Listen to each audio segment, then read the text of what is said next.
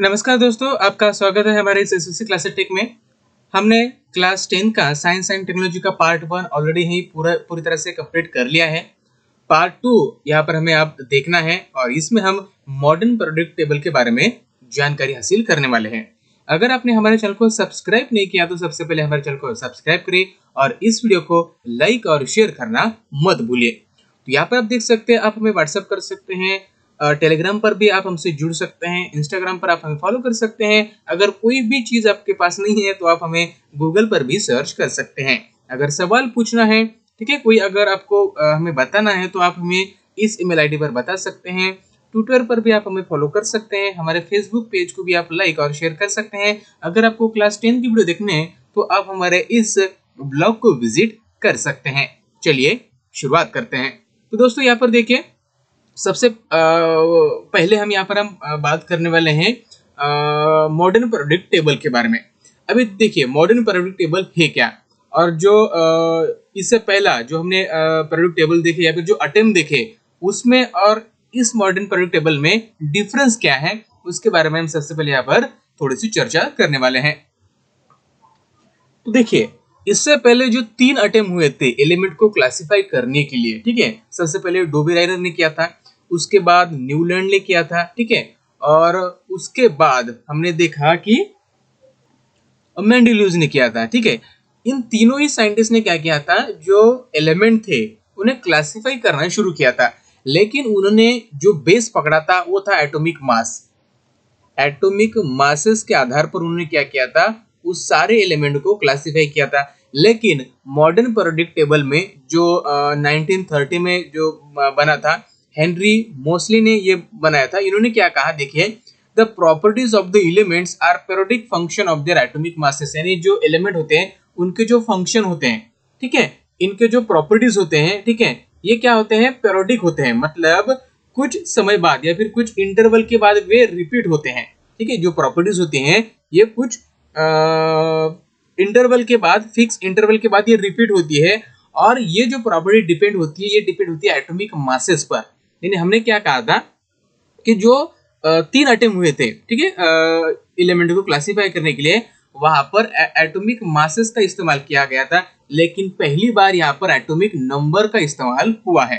तो देखिए जब मेंडेलियस ने जो सारे एलिमेंट क्लासिफाई किए थे, ठीक है, 63 एलिमेंट उन्होंने क्लासिफाई किए थे, तब एलिमेंट के अंदर क्या होता है, यानी किसी भी एटम के अंदर क्या होता है, ये किसी को भी पता नहीं था। यानी सब atomic particle, for example neutron, proton या फिर इलेक्ट्रॉन, ये सारी चीजें लोगों को पता नहीं थी, साइंटिस्ट को पता नहीं थी। इसलिए उन्होंने क्या किया, जो एलिमेंट थे उन्हें एटॉमिक मासेस के आधार पर उन्होंने वहां पर अरेंज किया। लेकिन कुछ समय बाद क्या हुआ कि साइंटिस्ट को यह पता चला कि जो एटम होता है उसके अंदर भी क्या होता है, कुछ सब एटॉमिक पार्टिकल होते हैं। एक न्यूक्लियस होता है, न्यूक्लियस के अंदर न्यूट्रॉन, प्रोटॉन होते हैं, उसके अराउंड इलेक्ट्रॉन घूमते हैं। तो ये सारी चीजें वहां पर साइंटिस्ट को पता चल गई। तो तब उन्होंने क्या कहा कि जो प्रॉपर्टीज होते हैं एलिमेंट के, वो किन चीजों पर डिपेंड होते हैं, उसके एटॉमिक मासेस के ऊपर डिपेंड होते हैं। तो देखिए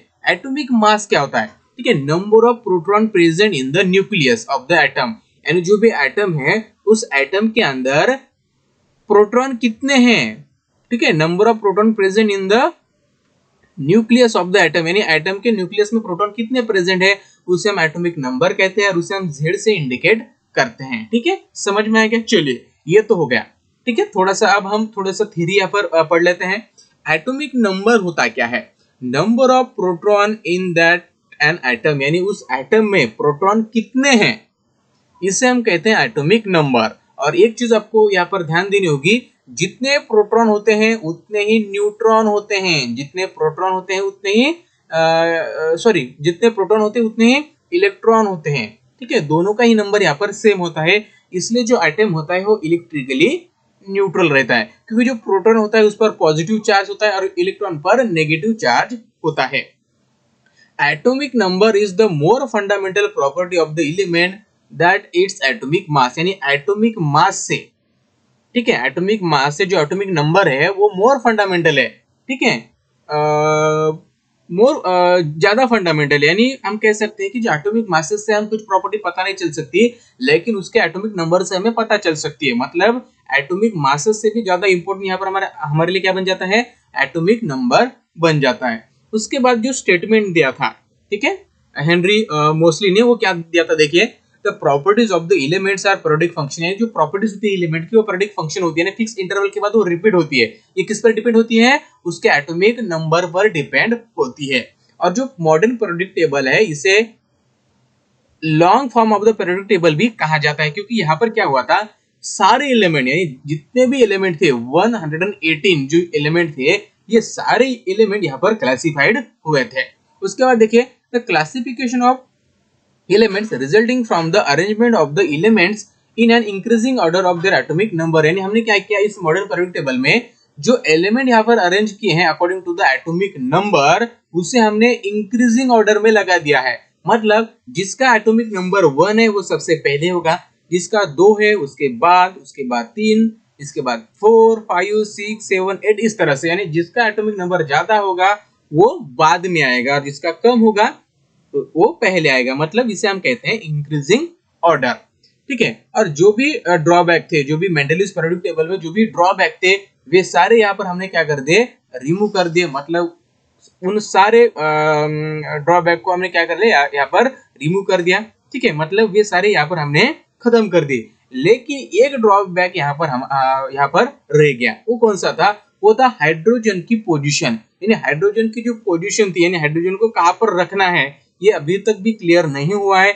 ये ड्रॉबैक अभी भी मॉडर्न पीरियोडिक टेबल में भी है, यानी इस पर हम अभी तक नहीं कोई फिक्स कोई सॉल्यूशन निकाल पाए हैं, ठीक है। चलिए, ये है structure of the modern periodic table. तो यहाँ पर देखिए किन किन चीजों को क्या कहा जाता है। तो देखिए, तो दोस्तों ये आपको देखिए, जो हॉरिजॉन्टल रोज होते हैं, हॉरिजॉन्टल, ठीक है, जो हॉरिजॉन्टल रोज होते हैं इस तरह से, इसे हम कहते हैं पीरियड्स। इन्हें क्या कहते हैं हम, पीरियड्स कहते हैं, ठीक है, पीरियड्स कहते हैं, ये होते हैं पीरियड्स।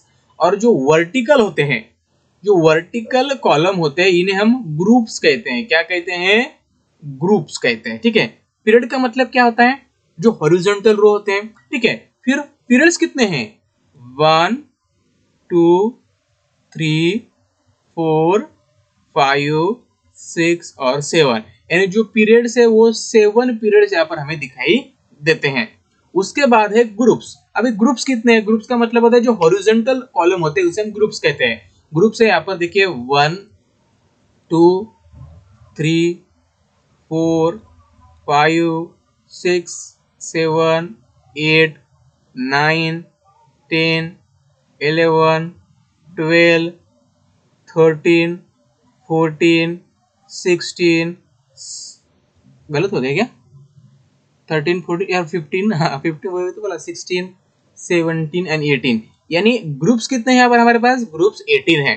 तो हमने क्या कर लिया, यहाँ पर पीरियड्स भी यहाँ पर हमने यहाँ पर फाइंड आउट किया कौन कौन से होते हैं। उसके बाद हमने यहाँ पर ग्रुप्स कौन से होते हैं ये भी हमने यहाँ पर पता लगाए हैं। अब हमें क्या देखना है, देखिए, तो ये तो सारी चीजें हो गई। आप कहेंगे सर आप इनको क्यों नहीं बताएं, तो ये जो चीजें आपको दिखाई दे रही है, जैसे जो हॉरिजॉन्टल जो लाइन है, देखिए ये जो चीजें हैं ये यहाँ से निकल कर आई हैं, कहाँ के, देखिए यहाँ पर आप देख सकते हैं, ये हमारा 6 नंबर का पीरियड, देखिए 6 नंबर के पीरियड में यहाँ पर आपको ये एलिमेंट दिखाई दे रहा है, ठीक है, ठीक है, ये एलिमेंट आपको यहाँ पर दिखाई दे रहा है, बेरियम। बेरियम का जो एटॉमिक नंबर है वो कितना है, वो है यहाँ पर 56, यानी बेरियम का जो भी एटॉमिक नंबर वो 56 है, ठीक है, 56 है। उसके बाद 57 इसके बाद आना चाहिए, लेकिन 57 to 71 एलिमेंट यहाँ पर दिए हुए हैं, यहाँ पर ना लिखते हुए नीचे दिए गए हैं यहाँ पर, यानी 56 यहाँ पर, 57 यहाँ पर, तो यहाँ पर देखिए 71 है, और 71 के बाद 72 यहाँ पर है, 72 क्या है यहाँ पर है, ठीक है, रुदरफोर्डियम यहाँ पर दिया हुआ एलिमेंट, और उसका जो एटॉमिक नंबर है 72 है। मतलब इन दोनों के बीच में जो भी एलिमेंट है वो यहाँ पर दिए हुए हैं, कहाँ पर, ये नीचे, ठीक है, समझ में आ गया। चलिए, उसके बाद देखिए रेडियम। रेडियम का जो भी एटॉमिक नंबर है वो है 88, यानी 88 के बाद जो भी एटॉमिक नंबर आएगा वो कितना होगा, 89। तो 89 यहाँ पर दिया हुआ है, 89 यहाँ पर, 89 के बाद लगभग यहाँ पर 103 तक यहाँ पर सारे एलिमेंट दिए हुए, और इसके बाद क्या आएगा 104 आएगा एटॉमिक नंबर, तो वो यहाँ पर दिया हुआ है। कहाँ पर दिया हुआ है? यहाँ पर, ठीक है। सॉरी, इसे कहते हैं रुदरफोर्डियम, और ये हो गया हमारा इसे हम क्या कहते हैं, हैप्नियम कुछ ऐसा है, ठीक है, मुझे याद नहीं आ रहा, हैप्नियम कुछ है, ठीक है, ये वाला HF का मतलब हैप्नियम कुछ ऐसा एलिमेंट उसका नाम है, आप सर्च कर लीजिए, ठीक है। तो यहाँ पर हो गया, ये हो गया हमारा रुदरफोर्डियम।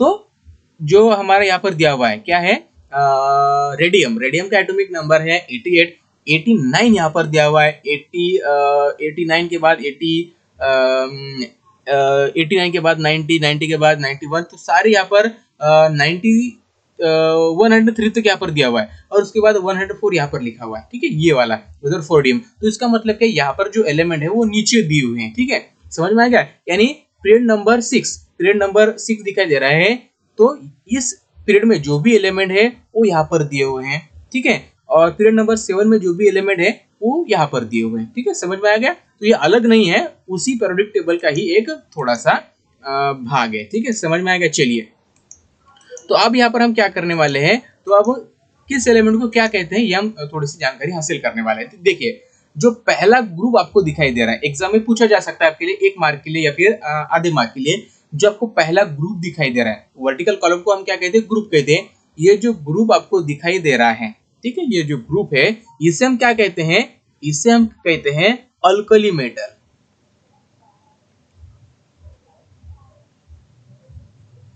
ये सारे अल्कली मेटल है, कौन से, जो ग्रुप 1 में दिए हुए ये सारे अल्कली मेटल है। तो एग्जाम में आपको पूछा जा सकता है कि अल्कली मेटल कौन कौन से है, इसका नाम आप लिखिए। तो यहाँ पर आप देख सकते हैं हाइड्रोजन है, लिथियम है, उसके बाद सोडियम है, उसके बाद पोटेशियम है, ठीक है। तो ये आपको ध्यान में रखना है, ठीक है। तो ये आपको एलिमेंट यहाँ पर ध्यान में रखना है कि कौन कौन से एलिमेंट यहाँ पर दिए हुए हैं, ठीक है। एग्जाम में आपको ये 4 ही पूछे जाएंगे, ठीक है, क्योंकि ये आसान है और ये IMP होता है, ठीक है, ये आपको ध्यान रखना है। जो अल्कली मेटल होते हैं, जो ग्रुप बी में, सॉरी ग्रुप बी में नहीं, ग्रुप टू में जो भी एलिमेंट है इसे क्या कहते हैं, इसे अल्कलाइन अर्थ मेटल कहते हैं। क्या कहते हैं, अल्कलाइन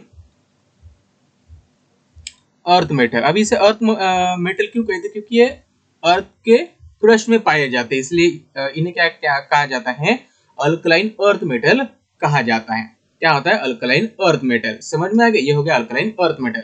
उसके बाद यहाँ पर देखिए हैलोजन है, ये क्या है, हैलोजन है, ठीक है। हैलोजन क्या है, नॉन मेटल है, हैलोजन क्या है, नॉन मेटल है, लेकिन मोस्ट रिएक्टिव नॉन मेटल है, रिएक्टिव होते हैं, ठीक है, क्या होते हैं, रिएक्टिव मेटल होते हैं, ये रिएक्टिव नॉन मेटल। और ये आपको दिखाई दे रहा है, ये वाला कॉलम 18 कॉलम, ये है हमारा नोबेल गैसेस। नोबेल गैसेस का मतलब क्या होता है, जिसका आउटर ऑर्बिट होता है ये ऑक्टेट से या फिर डुप्लेट से पूरा हुआ होता है, ठीक है। मतलब जो ये बन जाते हैं, ये क्या बन जाते हैं, ये बिल्कुल किसी भी रिएक्शन में या फिर किसी भी पार्ट में बिल्कुल ये क्या करते हैं, पार्टिसिपेट नहीं करते हैं, क्योंकि इनका जो आउटर शेल होता है ये पूरी तरह से भरा हुआ होता है, मतलब वो स्टेबल हो जाता है। क्योंकि अगर डुप्लेट पूरा हो जाए, मतलब अगर लास्ट वाले ऑर्बिट में अगर 2 इलेक्ट्रॉन है तो ये डुप्लेट पूरा हो जाएगा, अगर लास्ट वाले ऑर्बिट में अगर 8 इलेक्ट्रॉन है तो उसका ऑक्टेट पूरा हो जाएगा। तो यहाँ पर देखिए इसका डुप्लेट पूरा है और इन सारे एलिमेंट का ऑक्टेट पूरा है, तो इसका मतलब ये एक स्टेबल एलिमेंट बन जाएगा, ठीक है, स्टेबल। और यहाँ पर आप देख सकते हैं ये एलिमेंट जो आपको दिखाई दे रहे हैं इसे हम हैलोजन कहते हैं, और ये मोस्ट रिएक्टिव होता है, ठीक है, नॉन मेटल है, ये सारे नॉन मेटल होते हैं, ठीक है, समझ में आ गया। तो देखिए, और उसके बाद ये तो सारी चीजें आपको समझ में आ गई। तो देखिए, अभी देखिए, अब ये सारे जो टेबल आपको दिखाई दे रहा है, ठीक है, पीरियोडिक टेबल, इसे हमने क्या कर लिया, इसे हमने 4 भागों में इसे हमने डिवाइड कर लिया, ठीक है। 4 भाग कौन कौन से, तो सबसे पहले यानी ग्रुप 1 से ग्रुप 2 तक इसे हम क्या कहेंगे, एस ब्लॉक एलिमेंट कहेंगे, ये हो गया एस ब्लॉक एलिमेंट, ठीक है। और ग्रुप 3 से ग्रुप 12 तक जो भी एलिमेंट है इन्हें हम कहते हैं डी ब्लॉक एलिमेंट, ये सारे डी ब्लॉक एलिमेंट होते हैं ग्रुप 3 से ग्रुप 12 तक। और ग्रुप 13 से ग्रुप 18 तक, ग्रुप 13 से ग्रुप 18 तक ये सारे पी ब्लॉक एलिमेंट होते हैं। क्या होते हैं, पी ब्लॉक एलिमेंट। और जो नीचे वाले आपको ये दिखाई दे रहे हैं दो सीरीज, इसे हम एफ ब्लॉक एलिमेंट कहते हैं। क्या कहते हैं? F block element. आप कहेंगे कि सर ये F block, S block, P block और डी ब्लॉक होता क्या है? तो दोस्तों ये सारी चीजें यहाँ पर हमें नहीं पढ़नी है, ये सारी चीजें हमें क्लास 11 में पढ़नी है। और आपको यहाँ पर क्या करना है, ये यस ब्लॉक पढ़ना है और यस पी ब्लॉक पढ़ना है, ना ही ये आपको डी ब्लॉक पढ़ना है, ना ही आपको ये ब्लॉक पढ़ना है। ठीक है, आपको सिलेबस में सिर्फ ये दो ही चीजें दी हुई है, यस ब्लॉक और पी ब्लॉक। इन्हीं चीजों पर आपको क्या करना है, ध्यान देना है। ठीक है, चलिए, तो आपको ये येलो कलर का दिखाई दे रहा है एलिमेंट। ठीक है, ये येलो कलर, येलो, तो ये सारे क्या है, मेटालॉइड है। ये क्या है, सारे मेटालॉइड है। मेटालॉइड का मतलब क्या होता है? मेटालॉइड का मतलब होता है कि ऐसे एलिमेंट उनमें दोनों ही प्रॉपर्टीज होती है, मतलब मेटल की भी प्रॉपर्टीज होती है और नॉन मेटल की भी प्रॉपर्टीज इनमें होती है। मतलब दोनों ही प्रॉपर्टीज अगर इन मेटल में अगर मिलती है तो इन्हें हम मेटालॉइड कहेंगे। तो देखिए, मेटल और मेटल आपको समझ में आ गया। तो देखिए, अगर हम देखिए इस लाइन के, देखिए ये आपको दिखाई दे रहा है, ये सॉरी नॉन मेटल है, यानी यहाँ पर एक जिगजैग लाइन होती है। ठीक है, यहाँ पर नहीं दिए हुए हैं, अगर आप बुक में देखेंगे तो वहां पर दी हुई है। तो इस नॉन मेटल के इस साइड में, यानी इस सॉरी इस मेटालॉइड के लेफ्ट साइड में सारे मेटल है, ये सारे मेटल है। ठीक है, और इस मेटालॉइड के राइट साइड में ये सारे नॉन मेटल है। समझ में आ गया?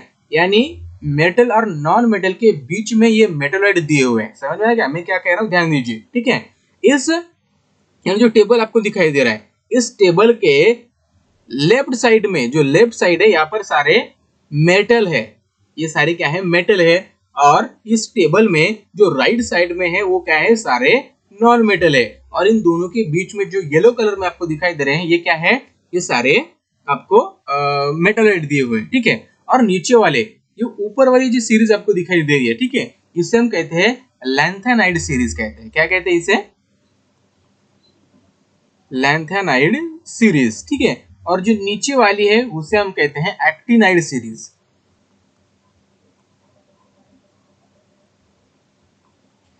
ठीक है, ये एक्टिनाइड सीरीज होगी और ये लैंथेनाइड सीरीज हो गए। ठीक है, समझ में आ गया? चलिए, और एक चीज आपको यहाँ पर फिर से एक चीज आपको ध्यान देनी होगी। तो ये हमने सारा प्रोडक्ट टेबल के बारे में यहाँ पर इंफॉर्मेशन हमने हासिल कर ली है।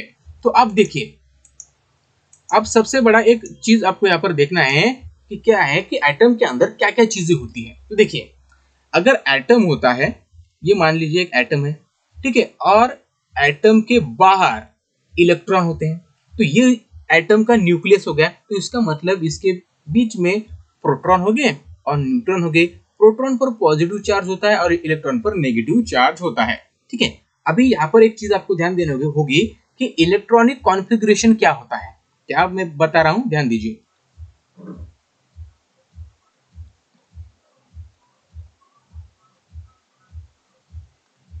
ठीक है, अभी इलेक्ट्रॉनिक कॉन्फ़िगरेशन क्या होता है? इलेक्ट्रॉनिक कॉन्फ़िगरेशन का मतलब होता है, जो देखिए सबसे पहले मैं आपको एक चीज आपको समझा देता हूं।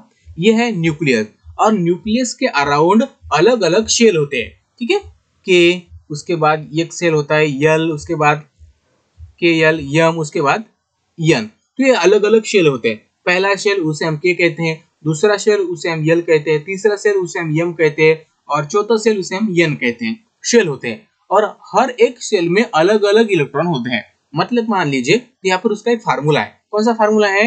2n² का। मतलब अगर पहला शेल है तो 1 स्क्वायर करेंगे, तो मतलब 1 का स्क्वायर 1, 2 इंटू 1 मतलब 2, मतलब पहले सेल में, मतलब के सेल में यहाँ पर 2 इलेक्ट्रॉन होंगे। ठीक है, दूसरे सेल में कितने इलेक्ट्रॉन होंगे? तो 2 स्क्वायर मतलब 2 का स्क्वायर 4, 4 इंटू 2 मतलब 8, यानी दूसरे शेल में 8 इलेक्ट्रॉन होंगे। तीसरे सेल में कितने होंगे? 3 स्क्वायर मतलब हो जाएगा यहाँ पर 2 इंटू 3, 3 स्क्वायर मतलब 9, और 9 इंटू 2 मतलब 18। तो मतलब यहाँ पर तीसरे सेल में 18 इलेक्ट्रॉन होंगे। ठीक है, मतलब वहां पर उसकी कैपेसिटी है इलेक्ट्रॉन को वहां पर बिठाने की। ठीक है, एन सेल में कितने होंगे?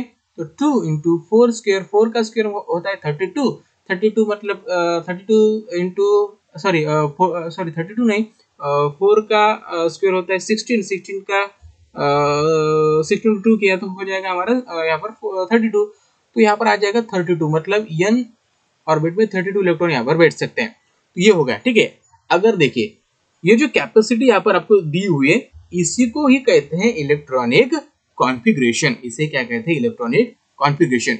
अगर किसी भी एलिमेंट को या फिर किसी भी एलिमेंट को या फिर किसी भी एलिमेंट एटम को अगर स्टेबल होना है तो क्या करना होगा? उसके जो आउटर मोस्ट शेल होता है, उसके आउटर मोस्ट शेल में 2 इलेक्ट्रॉन चाहिए, ठीक है। अगर 2 इलेक्ट्रॉन नहीं है तो क्या चाहिए? 8 इलेक्ट्रॉन चाहिए। अगर 2 इलेक्ट्रॉन है तो उसे हम ऑक्टेट कहेंगे, सॉरी डुप्लेट कहेंगे। क्या कहेंगे? डुप्लेट कहेंगे। अगर 8 इलेक्ट्रॉन है तो उसे हम ऑक्टेट कहेंगे, ठीक है। समझ में आ गया? ऑक्टेट कहेंगे। तो यहाँ पर देखिए हमने क्या किया है, जो पीरियोडिक टेबल बनाया है वो एटॉमिक नंबर के आधार पर बनाया है। मतलब यहाँ पर देखिए जो हाइड्रोजन है, हाइड्रोजन का एटॉमिक नंबर कितना होता है?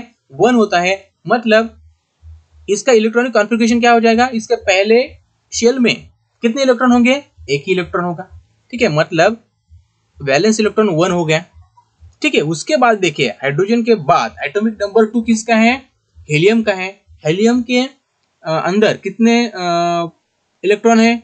2 इलेक्ट्रॉन है। हमें पता है कि 2 इलेक्ट्रॉन है, इसका मतलब क्या है? उसका जो पहला ऑर्बिट होगा उसमें 2 इलेक्ट्रॉन होंगे, क्योंकि पहले ऑर्बिट में 2 इलेक्ट्रॉन बैठ सकते हैं। उसके बाद देखिए लिथियम की बात करेंगे।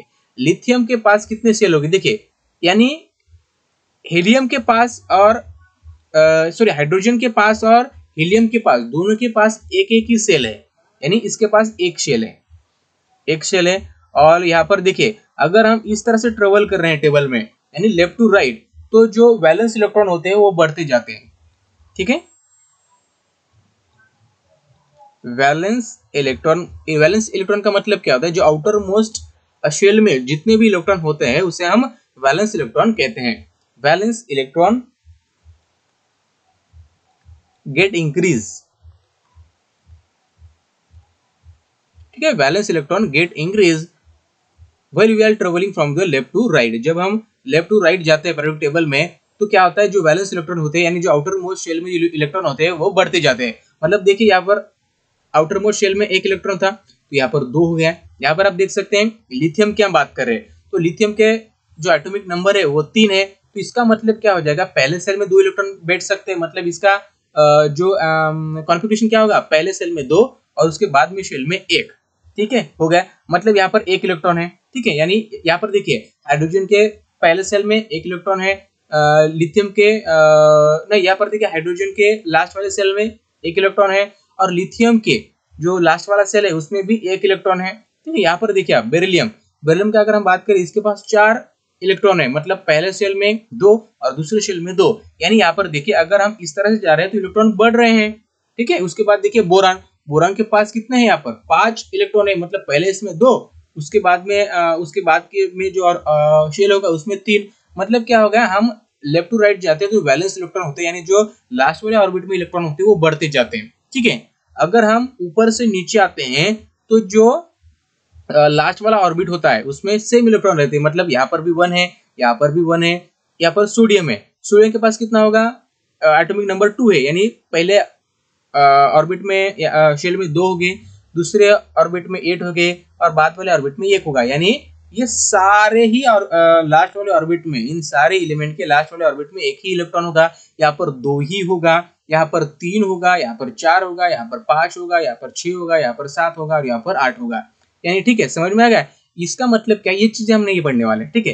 यानी हम ऊपर से नीचे की तरफ आते हैं, ठीक है, तो उसका जो वैलेंस इलेक्ट्रॉन रहता है, यानी लास्ट वाले ऑर्बिट में जो इलेक्ट्रॉन रहते हैं वो कांस्टेंट रहते हैं, 1 1 1 2 2 2, ठीक है। अगर हम बात करें तो यानी पहला ग्रुप है वैलेंस इलेक्ट्रॉन 1 हो जाएगा, दूसरा ग्रुप है तो वैलेंस इलेक्ट्रॉन 2 हो जाएगा, यहाँ पर 13 ग्रुप है तो वैलेंस इलेक्ट्रॉन यहाँ पर 3 हो जाएगा, ठीक है। 14 ग्रुप है तो वैलेंस इलेक्ट्रॉन यहाँ पर क्या हो जाएगा? 4 हो जाएगा। इस तरह से वो बढ़ता जाएगा, ठीक है। लेकिन अगर हम बात करें तो ऊपर से नीचे, यानी हम डाउन द ग्रुप आएंगे तो वो कांस्टेंट रहेंगे। लेकिन शेल की बात करेंगे, शेल मतलब शेल ऑर्बिट, शेल का मतलब क्या है? ऑर्बिट, जो आउटर इलेक्ट्रॉन घूमते हैं, ठीक है, न्यूक्लियस के अराउंड, उसे हम क्या कहते हैं?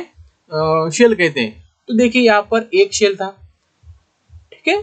हम क्या कर रहे हैं? अब यहाँ पर क्या डाउन द पीरियड आ रहे हैं, डाउन द पीरियड, यानी पहला जो पीरियड था वहां पर एक शेल था, दूसरे पीरियड में यहाँ पर आप देख सकते हैं कि 2 शेल था, तीसरे पीरियड में यहाँ पर 3 शेल था, चौथे पीरियड में यहाँ पर 4 शेल थे, पांचवें इसमें 5 थे। इस तरह से ये बढ़ते जा रहे हैं। यदि हम डाउन द पीरियड आ रहे हैं तो इसका मतलब शेल क्या हो रहा है, यहाँ पर बढ़ रहा है। ठीक है, चलिए तो यहाँ पर देखिए थोड़ा सा पढ़ लेते हैं। जो हॉरिजॉन्टल रो होते हैं उन्हें हम पीरियड कहते हैं, जो वर्टिकल कॉलम होते हैं उन्हें ग्रुप कहते हैं। पीरियड कितने होते हैं, 7 पीरियड होते हैं। ठीक है, और जो वर्टिकल कॉलम यानी ग्रुप होते हैं वो 18 ग्रुप होते हैं।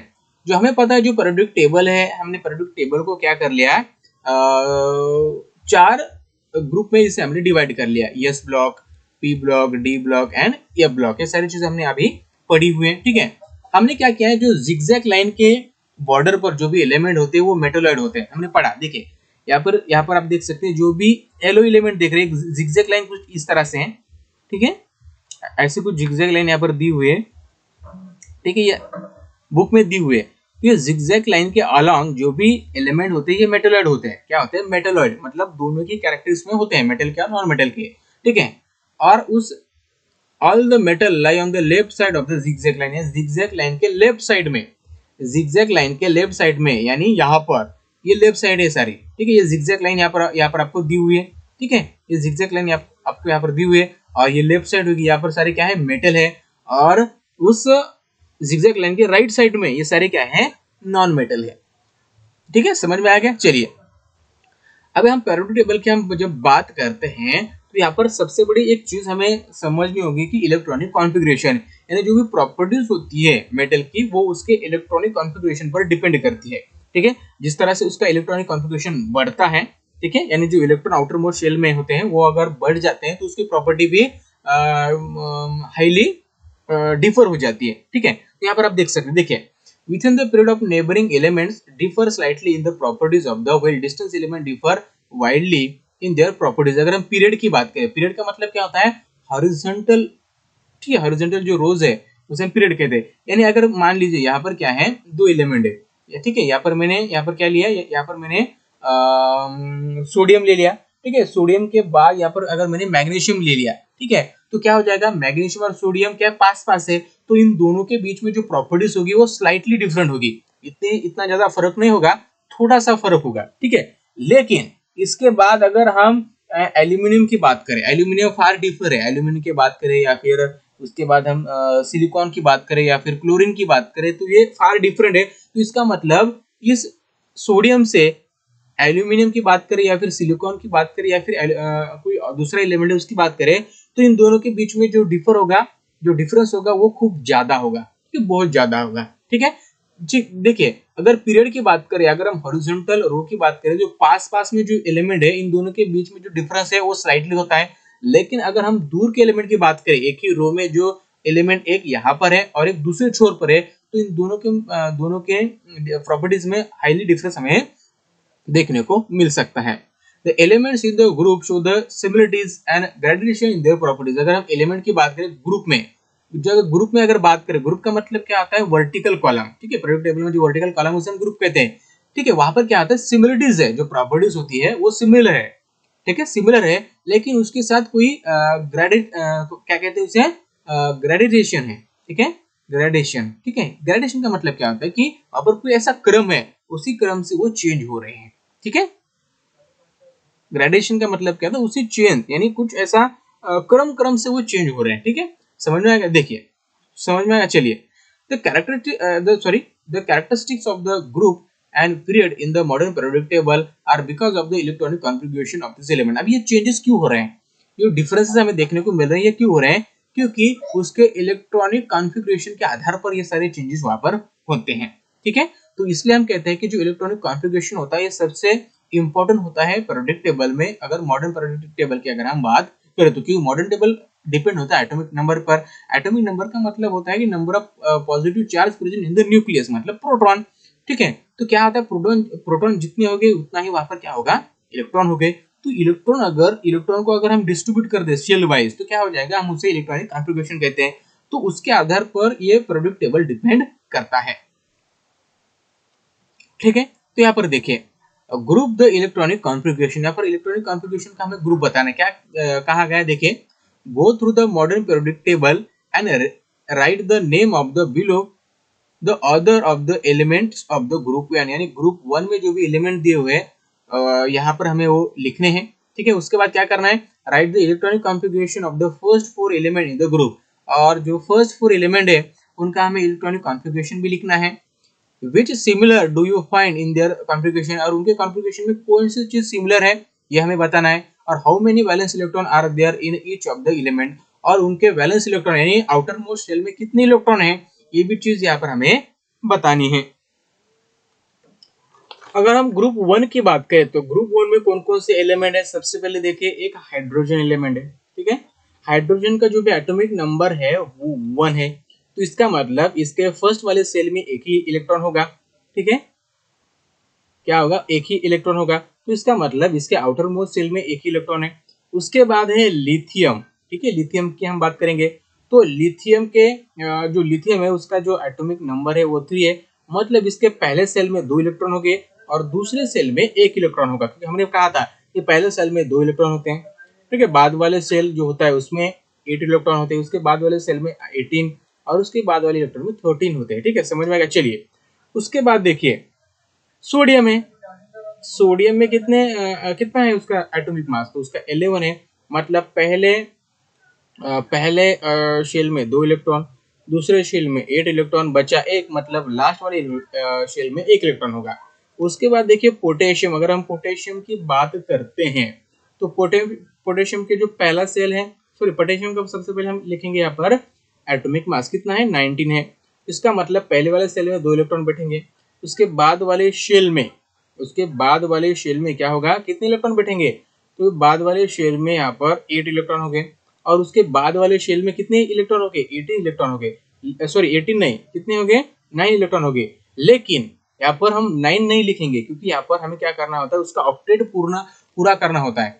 ठीक है, क्या करना होता है, ऑक्टेट उसे पूरा करना होता है, तो इसलिए हम क्या करेंगे 8 लिखेंगे और बाद वाले शेल में 1 लिखेंगे, मतलब इसके आउटर मोस्ट शेल में या फिर वैलेंस इलेक्ट्रॉन कितना हो गया, यहाँ पर 1 हो गया। ठीक है, ये चीजें आपको बाद में समझ में आएगी जब आप डिटेल में एस ब्लॉक क्या होता है, पी ब्लॉक क्या होता है, ये चीजें आप पढ़ेंगे क्लास 11 में। ठीक है, तो ये हो गया। तो उसके बाद देखिए सबसे पहले कहा गया है कि इसका इलेक्ट्रॉनिक कॉन्फ़िगरेशन लिखिए, तो हमने लिख लिया। इलेक्ट्रॉनिक कॉन्फ़िगरेशन का मतलब क्या होता है कि कौन से सेल में कितने इलेक्ट्रॉन है, यहाँ पर हमने देखिए कौन से सेल में कितने इलेक्ट्रॉन है यहाँ पर हमने लिख दिया है, हमें पता है कि इस तरह से हमें चलना है।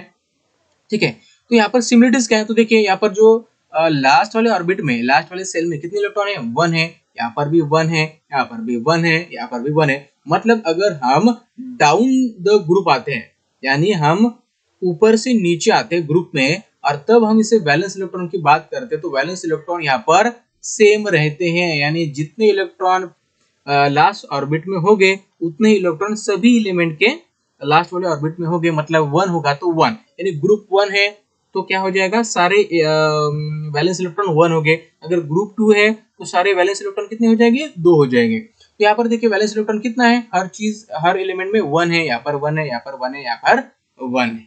ठीक है, चलिए उसके बाद देखिए क्या कहा गया है, on going through the modern periodic table it is seen that the element यानी लिथियम, बेरिलियम, ठीक है, boron, carbon, nitrogen, oxygen and fluorine and neon belong to the period 2। देखिए पीरियड 2 में कौन कौन से एलिमेंट है ये हमें यहाँ पर बताना है, तो यहाँ पर मैंने लिख लिए हैं कौन कौन से हैं। ठीक है, तो right the electronic configuration all of them, तो इलेक्ट्रॉनिक कॉन्फ़िगरेशन हमें लिखना है यहाँ पर, देखिए समझ में आएगा। चलिए और उसके बाद क्या करना है, is the number of valence electron same for the all this element, या सारे इलेक्ट्रॉन में वैलेंस इलेक्ट्रॉन सेम है क्या, और number of shell in the same, is the number of shell is the same in this, और सारे shell same है क्या, यानी अगर दो इलेक्ट्रॉन है, ठीक है, अगर तो इलेक्ट्रॉन बढ़ते जाएंगे, 3 इलेक्ट्रॉन 4 इलेक्ट्रॉन उसके आउटर मोस्ट शेल में, ठीक है, तो यहाँ पर हमें बताना होगा कि सारे शेल सेम हो गए क्या। देखिए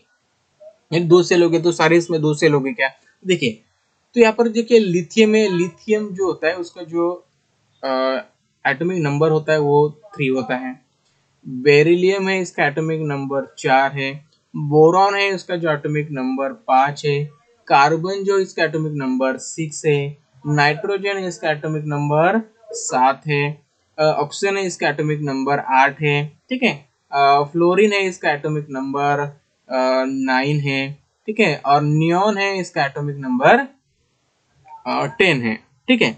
तो देखिए अब हमें क्या करेंगे, सबका इलेक्ट्रॉनिक कॉन्फ़िगरेशन यहाँ पर फाइंड आउट करेंगे। तो देखिए पहले इसमें दो, बाद वाले शेल में एक इलेक्ट्रॉन। यहाँ पर देखिए पहले इसमें दो, बाद वाले दो, पहले इसमें दो, बाद वाले इसमें तीन, पहले इसमें दो, बाद वाले इसमें चार, पहले इसमें दो, बाद वाले इसमें पाँच, यहाँ पर पहले इसमें दो, बाद वाले इसमें छः, यहाँ पर 9 है, मतलब पहले इसमें दो इलेक्ट्रॉन बैठेंगे और बाद में बचे हुए कितने बचे, 7 बचे, तो यहाँ पर 7 में लिख दूंगा। ठीक है, नियॉन में क्या हो गया, पहले इसमें दो बैठेंगे और बाद में जो लास्ट वाला सेल होगा इसमें 8 हो गया। तो देखिए अगर हम पीरियड अगर जा रहे हैं, मतलब लेफ्ट टू राइट हम पीरियड में ट्रेवल कर रहे हैं, तो क्या हो जाएगा, जो वैलेंस इलेक्ट्रॉन होंगे वो बढ़ते जाएंगे। मतलब देखिए लिथियम का जो वैलेंस इलेक्ट्रॉन होगा 1 होगा, तो बेरिलियम का 2 होगा, बोरॉन का 5 होगा, कार्बन का 4 होगा, नाइट्रोजन का 5 होगा, ऑक्सीजन का 6 होगा, फ्लोरीन का 7 होगा और नियॉन का 8 होगा। यानी इसके लास्ट वाले ऑर्बिट में कह सकते हैं जो वैलेंस इलेक्ट्रॉन है वो अलग अलग, यानी वो बढ़ते जा रहे हैं। मतलब वैलेंस इलेक्ट्रॉन बढ़ते जाते हैं जब हम लेफ्ट टू राइट जाते हैं। अगर हम शेल की बात करें तो देखिए यहाँ पर देखिए पहला ऑर्बिट, पहला सेल है और दूसरा सेल है, तो यहाँ पर भी पहला सेल है, दूसरा सेल है, यानी हर एक एलिमेंट में दो ही सेल यहाँ पर इस्तेमाल हुए हैं। ठीक है, मतलब क्या है, अगर हम पीरियड में ट्रेवल करते हैं, अगर हम क्या करते हैं पीरियड में ट्रेवल करते हैं लेफ्ट टू राइट, जो नंबर ऑफ शेल होते हैं वो सेम होते हैं, नंबर ऑफ शेल क्या होते हैं, सेम होते हैं। अगर हम पीरियड में अगर ट्रेवल कर रहे हैं अब डाउन द पीरियड, तो जो सेल होते हैं वो बढ़ते जाते हैं, 2 सेल, 3 सेल, 4 सेल, 5 सेल, इस तरह से। ठीक है, अगर हम पीरियड में जाते हैं तो जो सेल होते हैं वो कांस्टेंट रहते हैं। ठीक है, चलिए तो यहाँ पर देखिए, इससे आपको सारी चीजें यहाँ पर समझ में आ जाएगी। तो देखिए अगर हम लेफ्ट टू राइट जाते हैं, ठीक है, तो क्या हो जाएगा, लेफ्ट टू राइट जाते हैं तो वैलेंस इलेक्ट्रॉन बढ़ते जाते हैं। यानी देखिए हाइड्रोजन है, उसके पास लास्ट वाले ऑर्बिट में एक इलेक्ट्रॉन है, बेरिलियम के पास लास्ट वाले ऑर्बिट में 2 इलेक्ट्रॉन है, बोरॉन के पास लास्ट वाले ऑर्बिट में 3 इलेक्ट्रॉन है।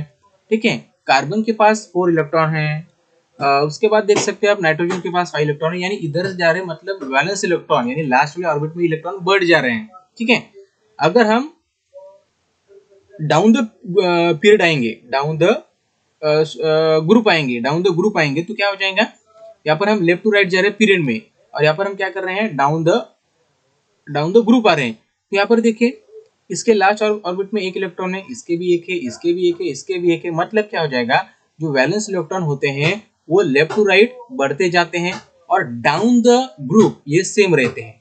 क्या होता है, सेम रहते हैं। ठीक है, ये हो गया। उसके बाद देखिए, ये आपको समझ में आ गया। उसके बाद देखिए अगर हम शेल की बात करेंगे तो हम लेफ्ट टू राइट अगर जाते हैं तो जो शेल होते हैं वो सेम रहते हैं, सेल सेम रहते हैं, लेकिन हम डाउन द ग्रुप आते हैं। ठीक है, अगर हम पीरियड जाते हैं, लेफ्ट टू राइट पीरियड जाते हैं तो शेल सेम रहते हैं। अगर हम डाउन द ग्रुप आते हैं तो क्या हो जाता है, सेल बढ़ जाता है, क्योंकि यहाँ पर देखिए एक शेल था, यहाँ पर 2 शेल, यहाँ पर 3 शेल, यहाँ पर 4 शेल, तो इस तरह से शेल बढ़ते जाते हैं। ठीक है, समझ में आ गया। चलिए तो यहाँ पर देखिए क्या कहा गया है, here are the values of the n for the shell k, l and m। तो यहाँ पर हमें क्या करना है, जो सेल दिए हुए हैं उनके लिए हमें उन्हें क्या करना है, वैल्यू हमें फाइंड आउट करनी है। तो देखिए सबसे पहले देखिए तो शेल कितने होते हैं, तो देखिए यहाँ पर जो सेल हमें अभी पढ़ना है के, एल, एम और एन। मान लीजिए ये एक एटम है, ठीक है, ये एटम है, ठीक है, एटम है और ये एटम का न्यूक्लियस है। तो उसके अराउंड एक शेल होता है, उसे हम के शेल कहते हैं। दूर वाला सेल होता है उसे यल कहते हैं, उसके दूर वाला जो सेल होता है उसे हम यम कहते हैं, और उससे दूर वाला जो सेल होता है उसे हम क्या कहते हैं, यन कहते हैं, के यल यम यन। तो ये हो गए सेल। ठीक है, जो पहले सेल में जो इलेक्ट्रॉन होते हैं वो 2 होते हैं, दूसरे वाले सेल में इलेक्ट्रॉन होते हैं वो कितने होते हैं, 8 होते हैं। तीसरे वाले जो सेल में इलेक्ट्रॉन होते हैं वो 18 होते हैं, कैपेसिटी उनकी सेल की। और जो लास्ट वाला जो सेल होता है यन, यहाँ पर उसमें 32 एलिमेंट होते हैं। ठीक है, तो देखिए किस तरह से, तो ये हो गए। और इसका जो फार्मूला होता है वो 2n का स्क्वायर होता है, 2n स्क्वायर, मतलब ये 2 और n का मतलब होता है कौन सा सेल है, कितने नंबर का सेल है। अगर फर्स्ट सेल है तो यहाँ पर 1 लेंगे और उसका स्क्वायर करेंगे, तो पहले वाले स्केल में कितनी कैपेसिटी होगी सेल की, तो 2 इंटू वन का स्क्वायर 1 होता है, 2 × 1 मतलब 2, ठीक है। 2 × 2 स्क्वायर मतलब यहाँ पर आ जाएगा 4 × 2 मतलब यहाँ पर 8, 2 × 3 स्क्वायर मतलब 9, 9 × 2 मीन्स मतलब 18, 2 × 4 स्क्वायर, 4 स्क्वायर का मतलब 30, सॉरी 16, 16 × 2 32, तो 13 मतलब ये फार्मूला होगा। इसके जरिए आप क्या कर सकते हैं, शेल की कैपेसिटी फाइंड आउट कर सकते हैं, ठीक है। चलिए यहाँ पर सारी चीजें यहाँ पर दी हुई है, कौन से सेल में कितने इलेक्ट्रॉन होते हैं, कैपेसिटी होती है, तो ये चीज है, ठीक है। उसके बाद देखिए यहाँ पर हमें देखना है ट्रेंड्स। ट्रेंड्स का मतलब क्या होता है, सबसे पहले समझ लीजिए। The modern trends in a modern periodic table, जो मॉडर्न पीरियोडिक टेबल होता है उसमें कौन कौन से ट्रेंड्स होते हैं, ये आपको पहले समझना होगा। देखिए, when the properties of the element in the periodic table or group, sorry, periods or group of the modern periodic tables are compared, यानी यहाँ पर क्या कहा गया है, when the properties of elements, ये जो प्रॉपर्टीज होती है एलिमेंट की वो क्या होती हैं, वो थोड़ी सी चेंज होती है, थोड़ा सा वेरिएशन आता है जब हम पीरियड की बात करते हैं या फिर ग्रुप की बात करते हैं। यानी जब हम क्या करते हैं, डाउन द ग्रुप आते हैं या फिर लेफ्ट टू राइट पीरियड में चले जाते हैं, तो क्या होती है, जो प्रॉपर्टी स्लाइटली चेंजेस होती है, ठीक है। और ये चेंजेस होती है तो ये क्या, इसमें जो चेंजेस होती है कुछ रेगुलरिटीज होती है, ठीक है। ऐसे नहीं है कि डायरेक्टली चेंजेस हो गया, तो कुछ रेगुलरिटीज होती है, उसके हिसाब से वो चेंज होती है। तो इसी चेंजेस को हम क्या कहते हैं, ट्रेंड्स कहते हैं। क्या कहते हैं, ट्रेंड्स कहते हैं। फिर इस लेसन में हम कौन कौन से ट्रेंड्स पढ़ने वाले हैं, तो यहाँ पर हम वैलेंसी पढ़ने वाले हैं, एटॉमिक साइज पढ़ने वाले हैं, ठीक है, मेटेलिक और नॉन मेटेलिक कैरेक्टर पढ़ने वाले हैं, ठीक है। तो यहाँ पर मैं आपको शॉर्टकट में बताऊंगा, डिटेल में यहाँ पर मैं आपको नहीं बताऊंगा। तो देखिए, जो वैलेंसी होती है, वैलेंसी का मतलब क्या होता है, तो valency of the element is determined by the number of electron present in the outer most shell of its atom is that the valence electron. Valency मतलब क्या होता है कि number of electron present in the outer most shell, यानी outer most shell में कितने electron present है, इसे हम उस एटम की वैलेंसी कहते हैं और उसी को हम वैलेंस इलेक्ट्रॉन कहते हैं, ठीक है। समझ में आएगा। चलिए, तो यहाँ पर देखिए, यहाँ पर आपके पास एक एलिमेंट दिया हुआ है, तो इसके आउटर मोस्ट सेल में यहाँ पर कितने इलेक्ट्रॉन है, 1 इलेक्ट्रॉन है, तो इसका मतलब इसकी वैलेंसी 1 हो जाएगी, ठीक है। क्या हो जाएगी, 1 हो जाएगी, ठीक है। क्योंकि ये क्या करेगा, ये क्या करेगा, तो ये 7 इलेक्ट्रॉन लेगा कि 1 इलेक्ट्रॉन दे देगा। अगर इसे ऑक्टेट कंप्लीट करना है तो ऑक्टेट कंप्लीट कर पाएगा कि ये दूसरे से 7 इलेक्ट्रॉन ले पाएगा, क्या नहीं ले पाएगा, क्योंकि इसके पास एक ही इलेक्ट्रॉन है। तो इसको आसान क्या होगा कि एक इलेक्ट्रॉन दूसरे किसी एटम को दे देना, तो ये दे देगा, तो इसका मतलब इसकी वैलेंसी 1 हो गई। अगर हम आर्गन की बात करें तो आर्गन के पास, ठीक है, आर्गन के पास आउटर मोस्ट सेल में यहाँ पर 8 इलेक्ट्रॉन है, तो ये क्या हो गया, स्टेबल हो गया, यानी ये इलेक्ट्रॉन देगा भी नहीं और लेगा भी नहीं, ठीक है।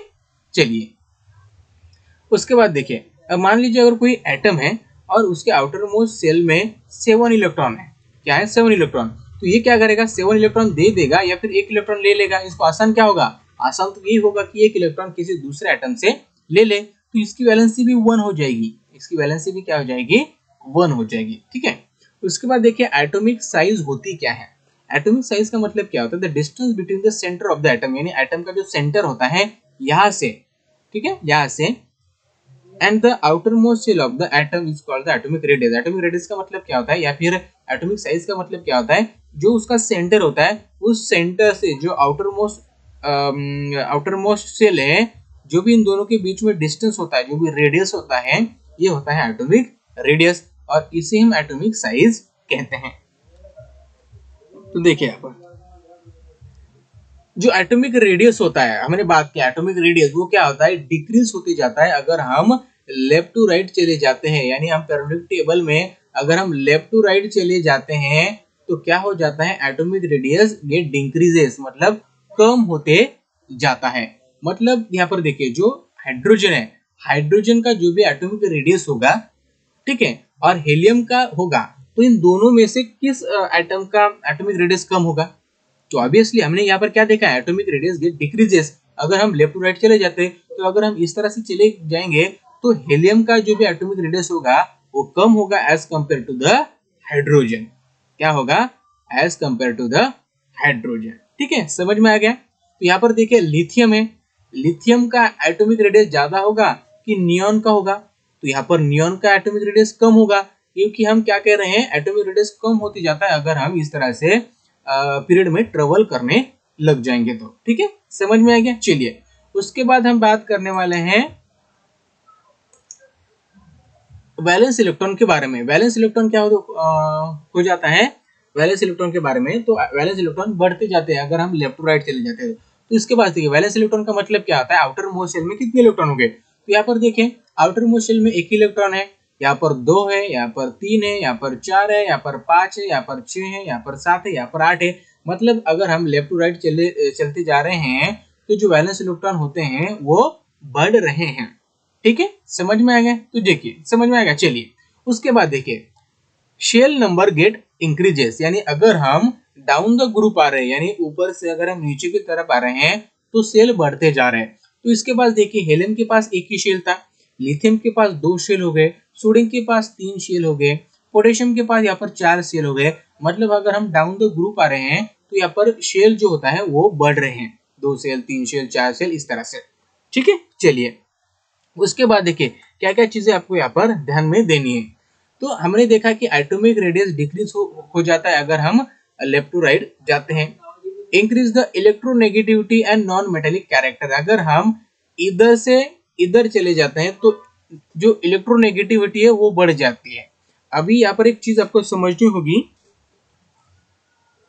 ठीक है, देखिए अगर हम लेफ्ट टू राइट जा रहे हैं तो उसका एटॉमिक रेडियस कम होते जा रहा है, पहली चीज। ठीक है, ठीक है, समझ में आ गया।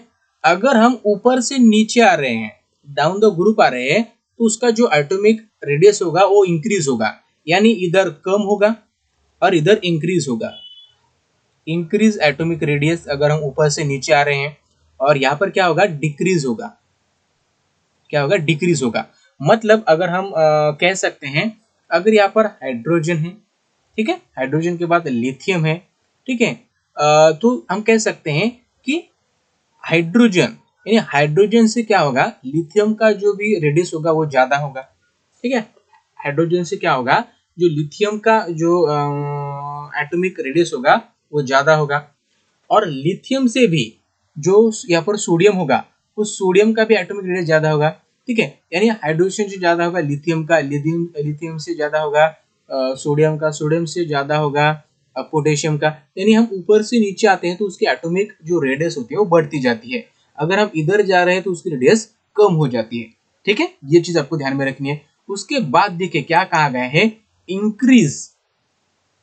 Increasing electronegativity. अभी इलेक्ट्रोनेगेटिविटी होती क्या है, तो देखिए हमारे पास क्या है, एक एलिमेंट है।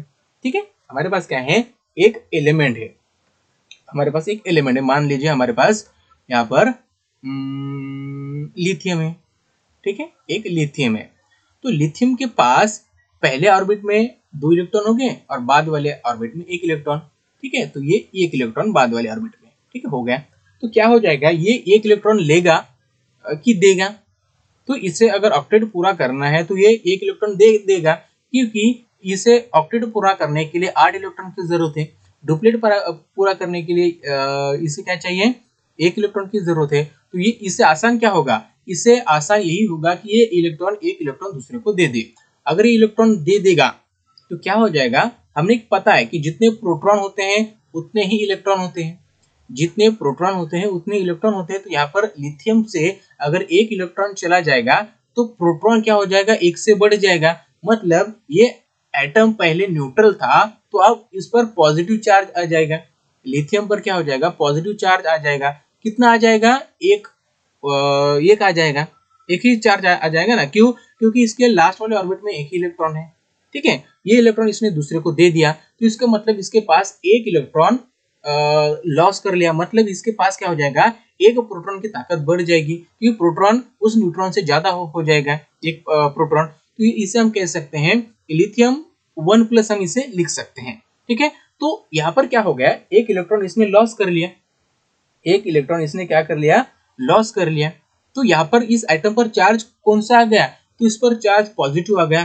तो इसे हम कहते हैं इलेक्ट्रोपॉजिटिविटी। इसे हम क्या कहते हैं, अगर इलेक्ट्रॉन शेयर करने से अगर एटम अगर पॉजिटिव बन जाता है, उस पर जो चार्ज आता है अगर वो पॉजिटिव बन जाता है, तो उसे हम इलेक्ट्रोपॉजिटिविटी कहते हैं। क्या कहते हैं, इलेक्ट्रो पॉजिटिविटी। ठीक है, चलिए। और मान लीजिए अगर कोई एटम है, ए एटम है, और उसके आउटर मोस्ट शेल में 7 इलेक्ट्रॉन है, तो ये क्या करेगा, 7 इलेक्ट्रॉन दे देगा कि एक इलेक्ट्रॉन दूसरे से ले लेगा ऑक्टेट पूरा करने के लिए। इससे आसान यही होगा कि दूसरे से एक इलेक्ट्रॉन ले ले। तो ये क्या करेगा, दूसरे से एक इलेक्ट्रॉन ले लेगा। तो क्या हो जाएगा, अगर ये दूसरे से एक इलेक्ट्रॉन लेगा तो यहाँ पर जो प्रोटॉन होंगे वो कम हो जाएंगे और एक इलेक्ट्रॉन बढ़ जाएगा। एक इलेक्ट्रॉन बढ़ जाएगा, इसका मतलब प्रोटॉन एक से कम हो जाएगा। तो यहाँ पर जो इस एटम पर जो भी चार्ज होगा वो नेगेटिव चार्ज होगा, तो इसे हम ए नेगेटिव लिख सकते हैं।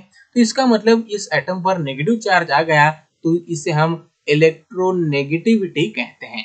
क्या कहते हैं, इलेक्ट्रोनेगेटिविटी कहते हैं। तो देखिए अब क्या होगा, यहाँ पर क्या है, देखिए अब क्या क्या चीजें होती है। तो यहाँ पर देखिए, यहाँ पर क्या है, हाइड्रोजन है।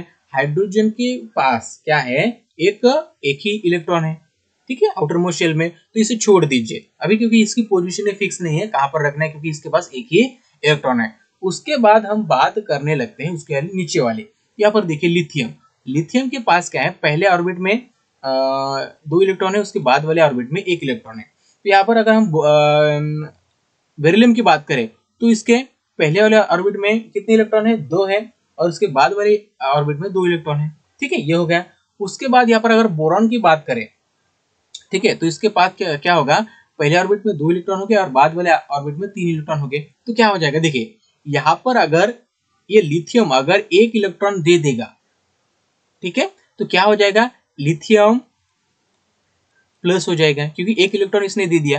ठीक है, यहाँ पर क्या हो गया, यहाँ पर 1 प्रोटॉन बढ़ गया।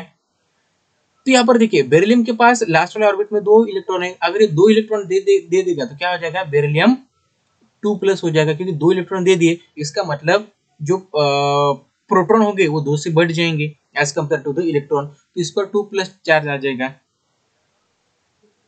ठीक है,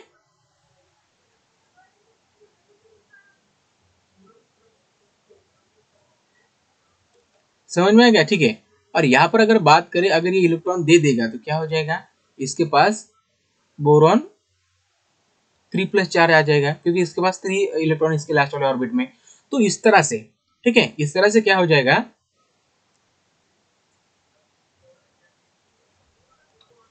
तो यहाँ पर क्या हो रहा है, अगर हम इलेक्ट्रॉन को क्या कर रहे हैं, दे रहे हैं, ठीक है, तो इसका मतलब इलेक्ट्रोनेगेटिविटी जो भी चार्ज होगा वो बढ़ते जाएगा और नॉन मेटेलिक कैरेक्टर भी बढ़ते जाएंगे। ठीक है, यहाँ पर देखिए decreasing electropositivity and metallic character. जिस तरह से हम इधर मूव करते हैं, जो इलेक्ट्रोपॉजिटिविटी होती है वो डिक्रीज होती जाती है और मेटेलिक कैरेक्टर भी डिक्रीज होती जाती है, क्योंकि ये सारे नॉन मेटल है, ये सारे मेटल है। तो अगर हम इधर से चले जाएंगे तो क्या हो जाएगा, जो मेटेलिक कैरेक्टर है वो डिक्रीज होते जाएंगे। ठीक है, ये ध्यान में रखिए। और इधर देखिए उसके अपोजिट हो रहा है, अगर हम ऊपर से नीचे आते हैं तो क्या हो जाता है, decrease electronegativity and non metallic character. अगर हम ऊपर से नीचे आते हैं तो क्या हो जाता है, इलेक्ट्रो नेगेटिविटी और जो मेटेलिक कैरेक्टर होते हैं वो डिक्रीज होते जाते हैं नीचे की तरफ। ठीक है, और जो इलेक्ट्रो पॉजिटिविटी होती है एंड मेटेलिक कैरेक्टर होते हैं वो इंक्रीज होते जाते हैं अगर हम नीचे आते हैं तो। ठीक है, समझ में आ गया। चलिए, अगर ऊपर से हम नीचे आते हैं तो नॉन मेटेलिक कैरेक्टर क्या हो जाते हैं, डिक्रीज होते जाते हैं, इलेक्ट्रोनेगेटिविटी डिक्रीज हो जाती है। अगर हम ऊपर से नीचे आते हैं तो जो इलेक्ट्रो पॉजिटिविटी होती है और जो मेटेलिक कैरेक्टर होते हैं वो बढ़ते जाते हैं। ठीक है, ये ध्यान में रखना, थोड़ा सा कंफ्यूजिंग है लेकिन आईएमपी है। तो देखिए अब ग्रेडेशन इन हैलोजन फैमिली क्या होता है, ग्रेडेशन का मतलब क्या होता है, यहाँ पर कुछ ऐसी चीजें हैं तो यहाँ पर वो क्रम से चलती है। तो यहाँ पर देखिए जो ग्रुप 17 है वो हैलोजन है, मतलब वो मोस्ट रिएक्टिव एलिमेंट यहाँ पर हमें देखने को मिलते हैं। ठीक है, अगर इसका जो फार्मूला होता है X2 होता है, ठीक, क्या होता है, X2 होता है। ठीक है, देखिए the gradation is observe in the physical state down the group. अगर हम डाउन द ग्रुप आते हैं तो इनके फिजिकल स्टेट में हमें थोड़ा सा चेंजेस देखने को मिलता है। मतलब जो फ्लोरीन है, ठीक है, फ्लोरीन एंड जो क्लोरीन है ये गैसेस हैं। ठीक है, जो ब्रोमीन है, ठीक है, ये लिक्विड है, और जो आयोडीन है ये सॉलिड है। मतलब थोड़ा सा हमें चेंजेस देखने को मिलता है उसके फिजिकल स्टेट में। तो ये चेंजेस हमें देखने को मिलता है, और आईएमपी है कि ये मोस्ट रिएक्टिव नॉन मेटल होते हैं। चलिए दोस्तों, ये सारी चीजें यहाँ पर हमने पढ़ ली हैं, ठीक है। तो ये सारी चीजें हमने यहाँ पर पढ़ ली हैं। अगले पार्ट में हम एक्सरसाइज यहाँ पर लर्न करने वाले